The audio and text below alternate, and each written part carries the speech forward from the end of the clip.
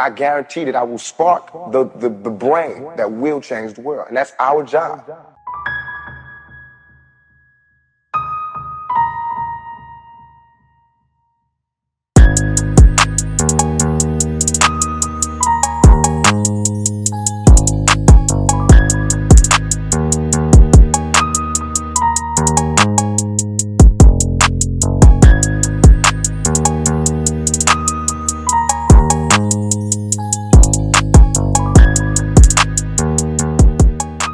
Welcome to It's Black Is Lit, a visionary showcase of Black excellence in academia, artistry, activism, and entrepreneurship.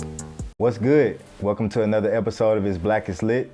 I'm your host, Town, here on location at Visionary Studios, and today I'm joined by the brilliantly Black and talented multimedia hyphenate, Miss Melisa D. Monts. Hello. Thanks for joining us today. Thank you for having me. We're excited to talk about all of the amazing things that you do, not just in Hollywood, but for people and creatives around the world.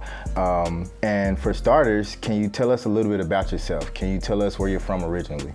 I'm originally from Arkansas, here in Arkansas, but I've lived all around the U.S. I was born in Little Rock, lived in Tennessee, Mississippi, Texas, Kansas, Pennsylvania, back to Arkansas, and then ended up in Los Angeles. Can you tell us how you got interested in media? I think since I was a little kid, I always loved watching television, watching old television. I say this now, but looking back, I was very obsessed with the Power Rangers, and I used to write like fan fiction, essentially fan fiction, but I would write scripts and then have my classmates during recess perform it. I make them do it. I give it to during the beginning of the day and said that they need to be off book by recess. So I could definitely see your personality shining through even in your interest for media. When did your interest become a passion?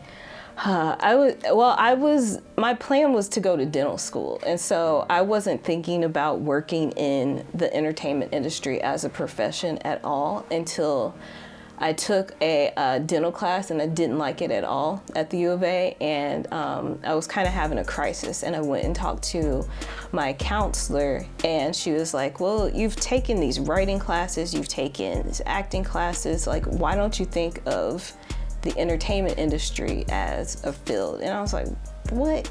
Because I was just taking them for fun. I didn't think of it as an actual profession.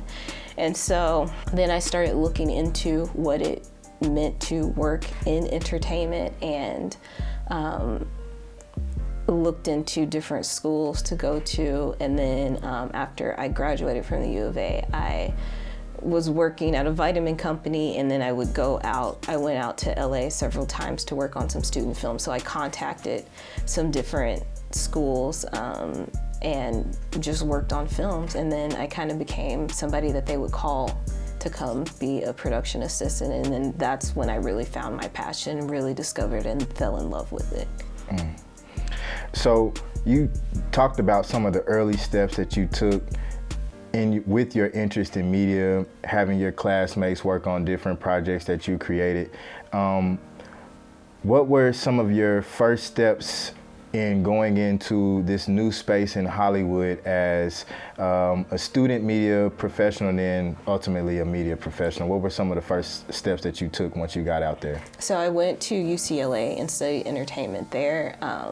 And while I was in school, I also interned at a lot of companies, and this was when they've changed the law now, but at the time they were unpaid internships, and I did a lot of them, several of them. I worked for a lot of producers, and then my first professional job was working as an assistant at a reality TV company. And then after that, I started working as an assistant to a producer director, and that really got me on the path to where I am now. That's really cool. What were some of the challenges that you faced in your early career working in media? Some of the challenges were Someone I was working with, I would say one of the biggest challenges when I was working with this person, they told me to be like a quiet ninja and not really have my voice heard in a room.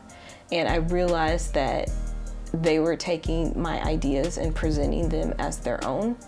And so when I saw what they were doing, I started just kind of whispering to other people that were empowering my ideas before they got to him. And so when I did that, then when they heard it, they were like, oh, I heard Melisa say that before. So that was probably the biggest challenge that I had. And when I started doing that, then people started turning to me for bigger roles after that. That's really interesting that somebody would try to take what you bring to the table and claim it as their own. But I believe that's a real challenge that most creatives will encounter, especially if you do good work or you have good quality ideas. And that's kind of, in the entertainment industry, it happens a lot, especially when you're new, especially when you're a woman, especially when you're a Black woman. And I was working for a white man at the time, so it was happening. So tell us some of the early successes that you experienced in your career in media. One of I would say my first big TV project that at first I started out as an assistant on it and then worked as a producer, creative producer. It's called Mr. Student Body President. It was a digital series that was with Verizon's Go 90 network, which no longer exists, but we won a few streaming awards for that, produced 4 seasons of it, and it was really great. Can you tell us a little bit about your project, Call Us What We Carry? So Call Us What We Carry is a poetry book that was written by Amanda Gorman, poet laureate, who many people know gave the poetry reading at President Biden's inauguration. And so I directed her audiobook. I've directed that book and also her children's book. And it was recently nominated for a Grammy.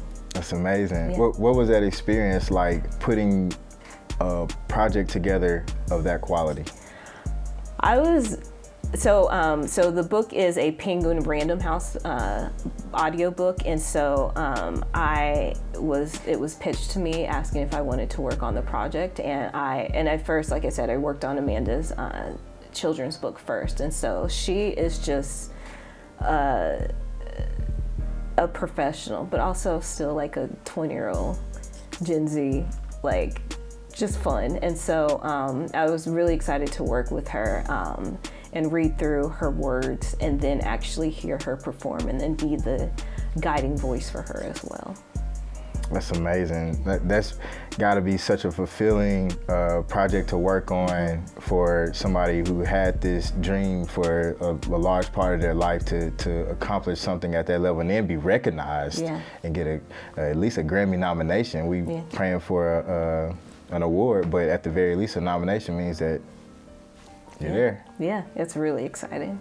What advice would you give to a young person who aspires for a career in media?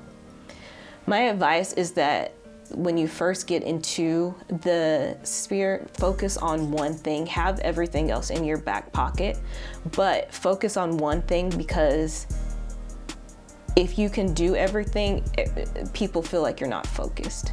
Even if you have all the tools, but people feel like you're not focused if you're not focusing on one thing. So my biggest thing is to focus. So I, at first, said that I wanted to be a producer. And when I went into interview for an assistant job and they asked me, when I said I want to be a producer, they said, oh, that's refreshing, because everybody that's coming in here is saying they want to be a producer, writer, director. Even though I wanted to do all those things, I didn't say that because, again, people think you don't have a focus. They just think you want to be everywhere, which a lot of people that work in the industry are, but you have to have your lane. That's outstanding advice. So where can we connect with you and your amazing media world? You can follow me at She Is Not Melisa on Instagram, but I also host we have a a slate of shows now. So me and my friend Megan Rinks, we have podcasts, one called Don't Blame Me, which you're repping today with the shirt. So it's a call-in advice show. And then we also have another show called But Am I Wrong, which people write in and see if they're wrong in a situation, along with 2 other bonus shows that we do every week. I also jump on the mic for a few other shows. One is called Just Between Us, which is a comedic variety show. And then produce a show called Black Men Can't Jump, which is a movie review podcast hosted by 3 comedians, several things. You can also go to my website, melisadmonts.com. Awesome. We definitely thank you for taking the time to stop by the studio and talk to us today about all the amazing things that you're doing in film and in media. We're more excited to see you be a person that's creating change for people like you and me, a visionary that's creating change for people like you and me. So definitely keep doing what you're doing. Up next on this Black is Lit, we're gonna have another edition of Get Out Your Feelings and our word of the day.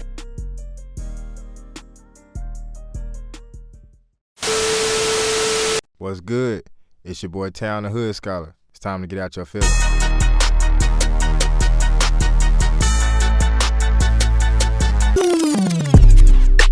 Got me in my feelings. Got me in my feelings. Gotta be real with it. Hold up. Get up out your feelings for this chopper, make you dance like shit. Today, we're gonna talk about how the bag got a schedule. We've already covered the importance of mastering time. Basically, beyond love, time is the most valuable resource that we have on earth. We have likely encountered the tools of time management, but intentionality towards your personal goals and values will unlock the realm of time mastery. Each second becomes an opportunity to move our destiny forward if we can tap into the mastery of time. Mastering time allows us to see the natural order of our world. Seasons dominate nature and our societies. Animals in the wild understand seasons and arrange their lives around this schedule. How much greater would this understanding help us? Basically, understand your seasons of opportunity. Align your strategies with the cyclical nature of society to maximize efficiency and success. Position. Now. A place where someone or something is located or has been put. A particular way in which someone or something is placed or arranged. A true visionary will position others for success. I know you're gonna dig this.